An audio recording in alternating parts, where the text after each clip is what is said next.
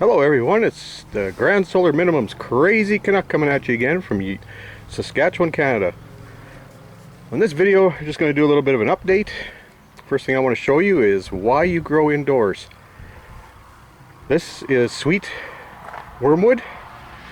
This one is just growing outside in a pot by my shop, so it's getting a little bit better conditions than it would out in the field.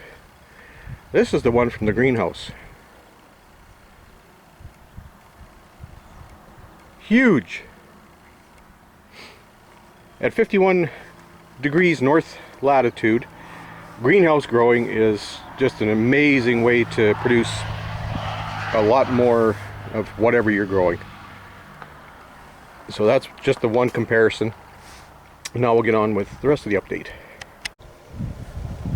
So here's the potatoes. They're just going crazy in this old mineral feed tub. They've bloomed already, or blooming. So probably in the next month I'll be doing a harvest and we'll see how many potatoes I get.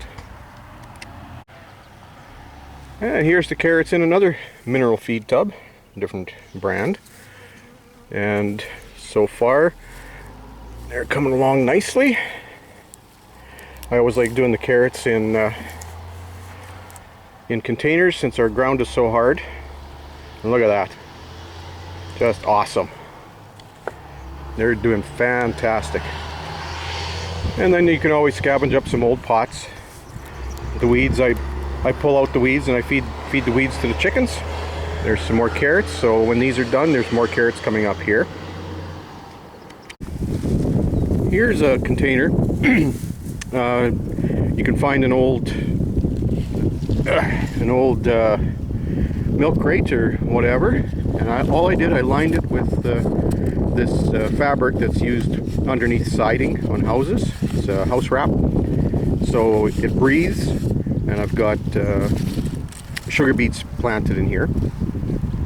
So this is really easy. If you find one of these cheap, you can you don't have to buy an expensive roll of house wrap. You could find somebody who's doing a renovation or new home construction and just get a piece to line your container with. Of course, one of my favorite go-tos is pails from the local Dairy Queen. More carrots. And in this one, there's the daikon radish. Around here, some organic farmers use the daikon for plow downs. And another salvaged pot that somebody threw out. More carrots. Got carrots at different stages. Here's a container of beets, and all it is a 45-gallon plastic drum that I cut the bottom off of. Drill a couple holes in the bottom for drainage and you're good to go. The plants don't know what you're using for a container, so get creative. Cheap is good. And these beets will come up nicely in here, and use the leaves for beetniks, and of course have the beets. So this is the sweet wormwood again, beside the wormwood that grows naturally here, grows everywhere. And this stuff is really good for, malaria cures. I use it in my teas, but there isn't enough honey to make that taste any good. So that's why I went with this sweet variety. I'm waiting for it to bloom so I can save some seeds, and then I can dehydrate it and use it in my teas. Here's a couple acres of red fife wheat that I planted. I finally found some seed last fall, and I picked it up this spring. This is doing amazing. This crop is between 4 and 5 feet tall. Looks like a really good yielder. And of course this land used to be a parking lot, so this is awesome. I hope to get enough seed out of here for probably 20 or 30 acres next year, and then I can start selling the wheat to people who grind flour.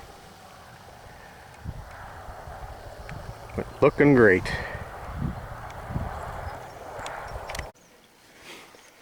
And things in the greenhouse are going just great. Got the peas just going crazy here in the little pails. Cucumbers, I got Little cucumbers on there already. Got some different varieties of beans. Grains are coming along. There's a few over there that are starting to ripen up. That's the Faust barley that's ripening first. That is a really good short season barley. The sorghum.